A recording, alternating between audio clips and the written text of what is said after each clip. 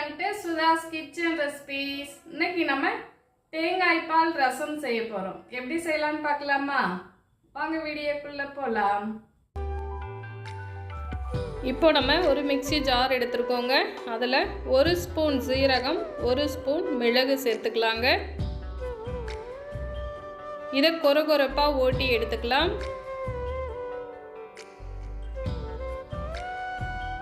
பாருங்க, இது போல் ஓட்டி எடுத்துக்கிட்டோம். இப்போ இது கூட 10 பல் பூண்டு, 5 சின்ன வெங்காயம் உரித்து வச்சுருக்கோங்க, பச்சை மிளகாய் 3 எடுத்து வச்சுருக்கோம். இதெல்லாத்தையுமே சேர்த்து தண்ணீர் சேர்க்காமல் கொரகொரப்பாக ஓட்டி எடுத்துக்கலாங்க.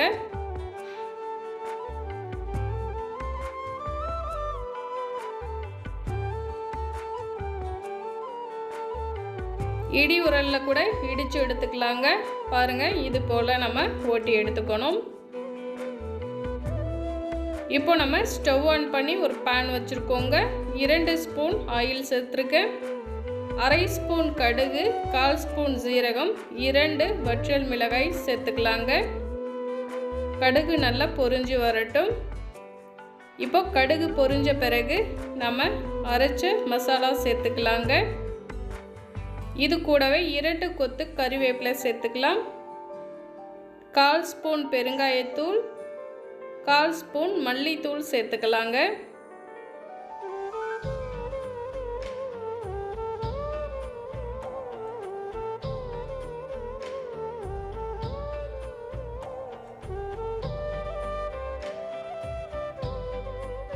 இப்போ நம்ம மல்லித்தழை சேர்த்துக்கலாங்க.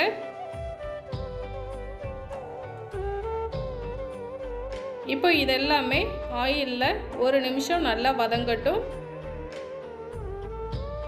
இப்போ நம்ம 2 தக்காளி பழம் மசிச்சு வச்சுருக்கோங்க, அதை சேர்த்துக்கலாம். 1 நெல்லிக்காய் அளவு புளி ஊற வச்சு வடிகட்டி சேர்த்துக்கலாங்க. இப்போ 1½ கப் அளவு நம்ம தேங்காய் பால் சேர்த்துக்கிறோங்க. 1/4 ஸ்பூன் மஞ்சள் தூள் சேர்த்துக்கலாம். ரசத்துக்கு தேவையான அளவு உப்பு சேர்த்துக்கலாங்க. 1/4 ஸ்பூன் சர்க்கரை சேர்த்துக்கிறோங்க. நாட்டு சர்க்கரை கூட சேர்த்துக்கலாம். சர்க்கரை சேர்க்கிறப்போ டேஸ்ட்டு ரொம்ப நல்லா இருக்குங்க. இப்போ நல்லா கலந்து மூடி வச்சுருவோங்க. இப்போ பாருங்கள், ரசம் நல்லா கொதித்து வரக்கூடாது. இது போல் நுரைச்சி வந்த பிறகு நம்ம ஸ்டவ் ஆஃப் பண்ணிடணுங்க. இப்போ நம்ம ஸ்டவ் ஆஃப் பண்ணிட்டோங்க. லாஸ்ட்டாக நம்ம மல்லித்தழை சேர்த்துக்கலாம்.